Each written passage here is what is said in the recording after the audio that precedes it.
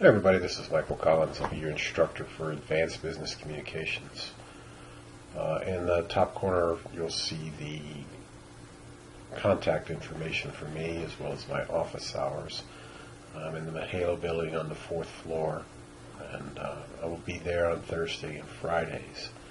But sometimes I'm there on late Saturdays. I do have classes on Saturdays, so you can reach me there. Almost always the best way to reach me is by email. That way we have more time to set up if you need to reach me. Okay, so I'm going to go through the syllabus and talk about some stuff. Some of it's very generic. Other is requires a little bit of narrative by me to better help you understand what is expected. So most importantly is read it thoroughly and make a copy for yourself, okay? So without further ado, let's dive right in. This course is copyrighted, although that is the idea of the university, not mine. This is not anything that can be found pretty much anywhere else out there. So we borrow heavily from other sources, so we want you to learn. This is more of a skills building course as well. Keep in mind, we're just equipping you with tools to help you work in the field of business. So it's not a lot of critical thinking except when the case analysis is done, but a lot of it is skill building, and as you can see here through the course description and objectives, these are some of the things that you're going to do. Literacy is highly valued here, and we'll talk a lot about that over the course, and a little bit more about that as I explain the syllabus. Here are the course prerequisites that you'll see right here. C grade in English 101, C grade in BUAD 201. I will say a lot of people come into this course unprepared, and that's probably a really bad idea. Simply because they take a 201 course at a community college, and they may get pretty much a pass there and expect it to be the same here. It won't be. It'll be a lot more difficult, actually. So if you're just right there on the fence as far as skill sets go, you may need to concern yourself with developing skills that'll make sure that you're successful here. Okay, I've already mentioned this. Learning management system email, that's the best way to reach me. It's up to you to stay or to watch for announcements and emails by me, because things could change. They get updated. So make sure you check your stuff at least 4 times a week, maybe more. And this is boilerplate response to when I will answer emails. Usually I take off on Wednesday. So if you try to reach me on Wednesday, there's a good chance I won't respond. Simply because I just need one day off. Weekends, I work both days on the weekends. And so Mondays I normally grade papers, and then maybe a little bit spill over on Tuesdays. Usually by Tuesday afternoon I wrap it up, and I don't turn on the computer at all on Wednesday because, like I say, I need one day off. These are the books you'll need right here, the required textbooks. Make sure you get those right away if you haven't already. And you'll also need a case book. This is where you'll get it right here. Okay. This is the hardware and software you'll need. Make sure you get that. Usually that's not a problem with most people, but it is occasionally. Alright, computer skills. Need to talk a lot about that. To do well here, you're going to have to know the computer better than most, simply because this is an online course, and if you can't navigate your way around a computer using basic skills, you're not going to do well here at all. Uh, a live classroom may be the place for you. So, it'll involve emailing, attaching files, uploading, cutting and pasting, creating visuals, that sort of thing. So, if you don't know and you don't feel like you're competent there, then we're not going to wait to get you caught up.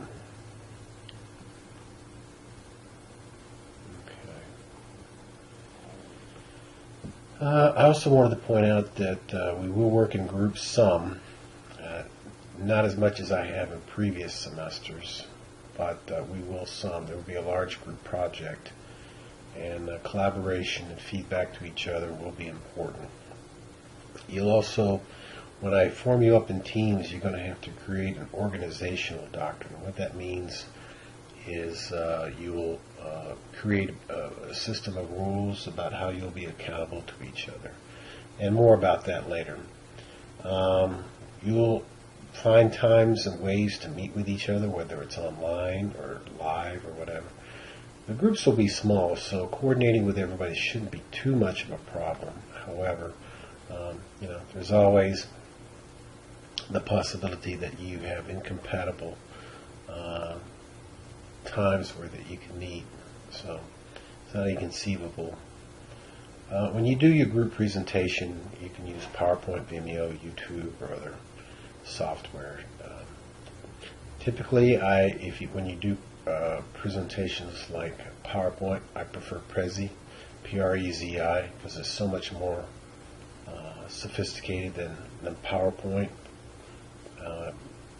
If you do videos, that's fine too. You may have someone in your group that's particularly good at it, so we'll see.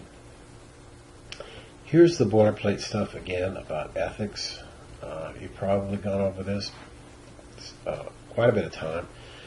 Well, let me just say this: it's taken very seriously in this course and in the university, and especially in our department.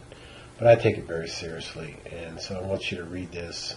It's the same stuff in every course, but regardless, I don't tolerate cheating, and you shouldn't either. So read this and make sure you're familiar with it. And another thing that the university does is periodic assessments. Now, we'll do that in the first week when we do a writing assessment to determine where you're at with the rest of your peers, your colleagues at the same level, and determine what we need to teach in future courses. So, and of course, no emergency procedures. That shouldn't be a huge deal for this class since it's all online. So, but still, it's good to know, especially if you come on campus. We've had a few crazies come on campus before, so know how to deal with it. Okay, this is the grading system. One thing you'll notice, if you didn't know this already, is that if you make below a 73% in this course, it's considered a fail. So you have to do better than 73%. Almost everybody does. I will say people who have poor writing skills because maybe English is not their first language, or they need remedial training, have a little more difficult time. But it is achievable for everybody because the means for getting to where you need are plentiful at the university. Writing centers, tutoring offered in the Halo College, and so forth. Peer helpers that we're hiring, so there's plenty of resources to help you. These are the point values for the assignments that we're going to do. As you can see in the first one here, there's going to be several low-value skill-building exercises, and then followed by case analysis, That's a third of your grade. You'll have an individual analytic report to do. That can be something like, well, I don't know if you know, many of you may know or be aware of the Shark Tank television show. That's pretty much what it's going to be about. Is making a pitch, selling an idea about a business that you want to create. But you have to do some analysis to explain why it's feasible and how you're going to do it. So technically this is an analytic report, but think about the show Shark Tank, where you're making a pitch to develop a startup business. That's what that's about.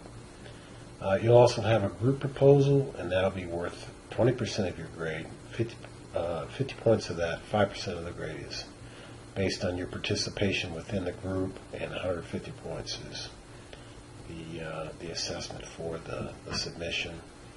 Participation includes homework, group PowerPoints, class interactions, that sort of things. Worth 10% of your grade. And lastly, the final exam, which is worth 25% of your overall grade. And all that totals to 1,000 points, or 100% of. Okay, I did want to point this out too. Exam and case studies may be conducted through an online proctoring service, Proctor University. I haven't decided if I'm going to do that or not yet, but I'm thinking I might. But I wanted to let you know that it may be a possibility. I'll stay tuned, and I will keep you posted about that.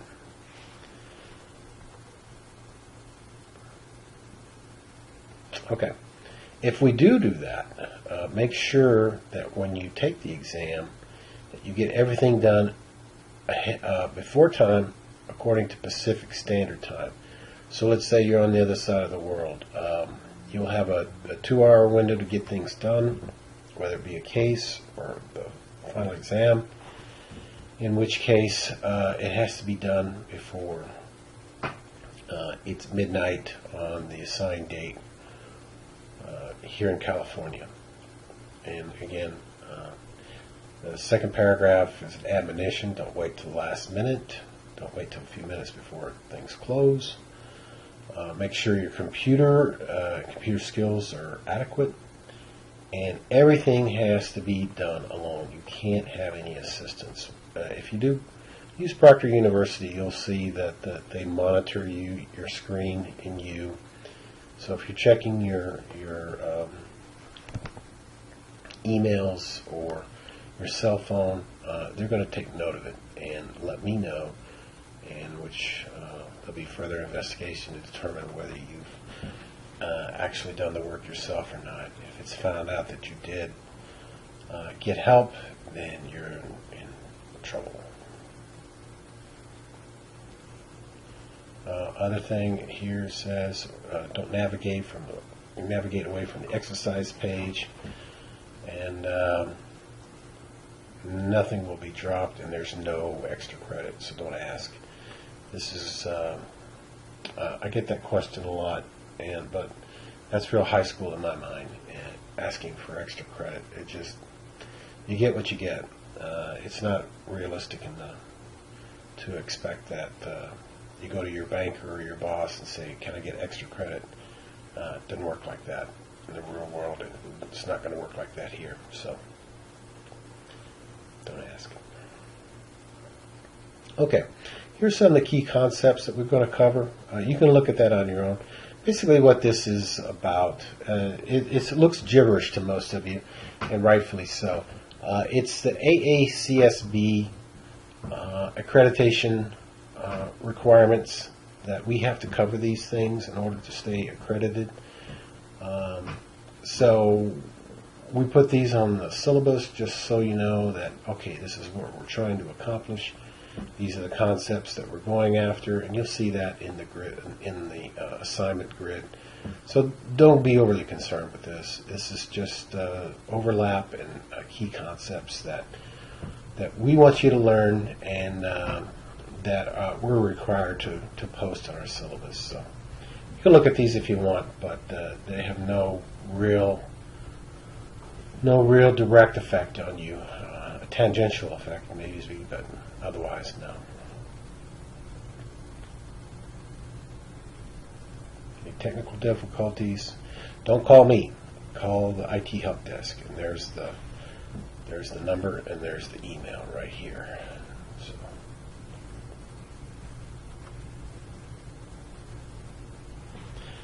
And if you need special accommodations, you need to go see the Office of Disabled Student Services, and they'll get you fixed up, and then they'll notify me. If you have a disability, you have to go to them first. You can't come to me. You have to go to them first. So that way you'll get a little extra help that you need, whatever that may be.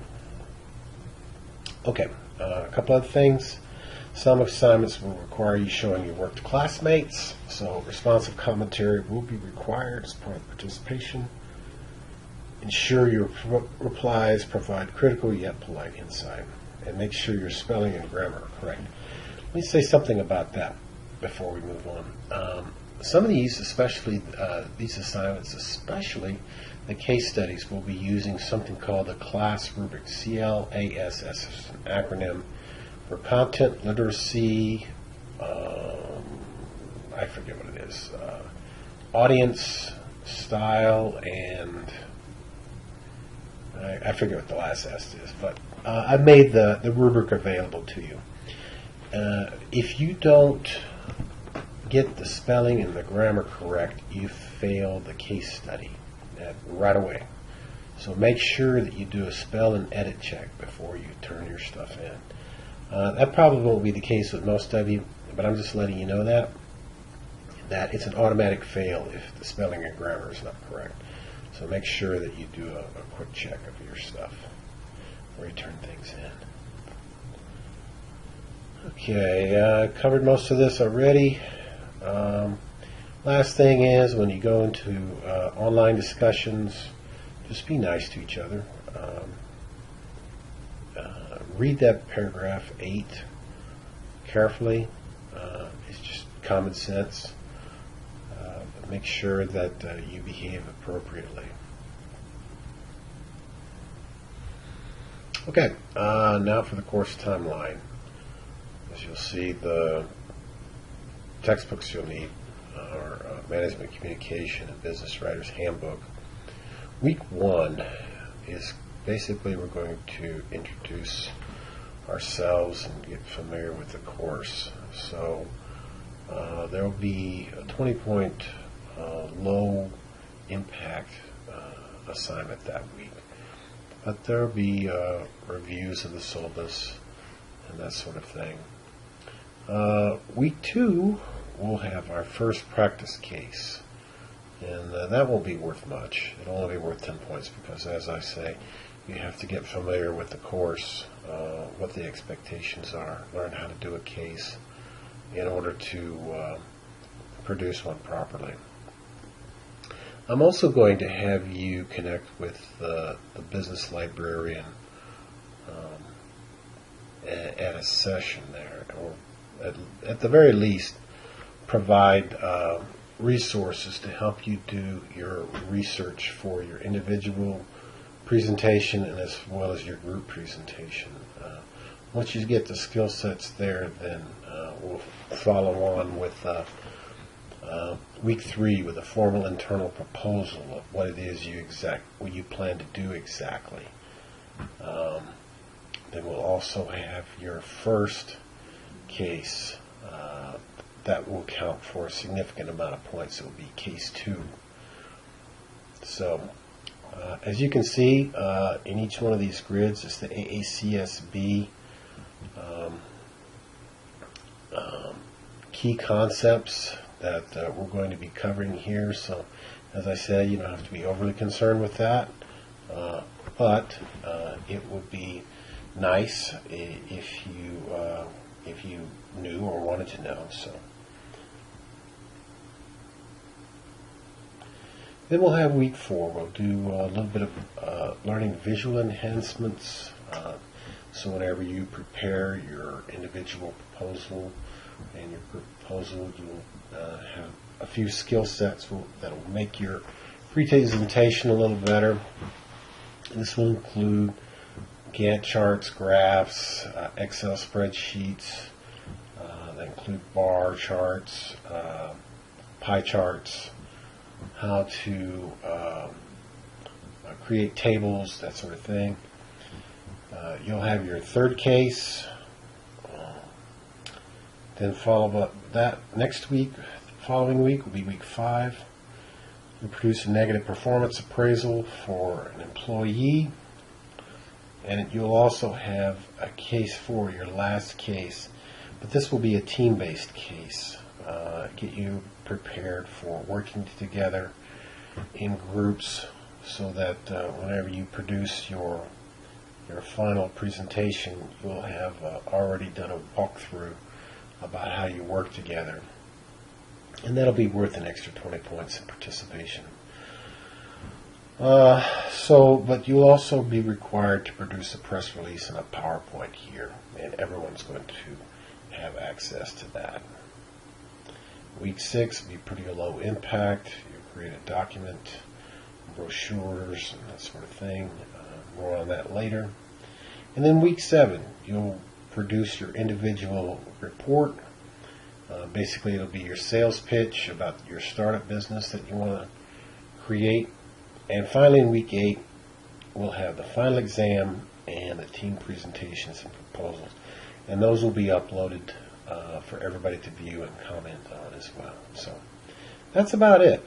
So if you have any questions, and I'm sure there will be as we go along, it's way too much information to absorb and digest all at once. But again, if you have any questions, let me know.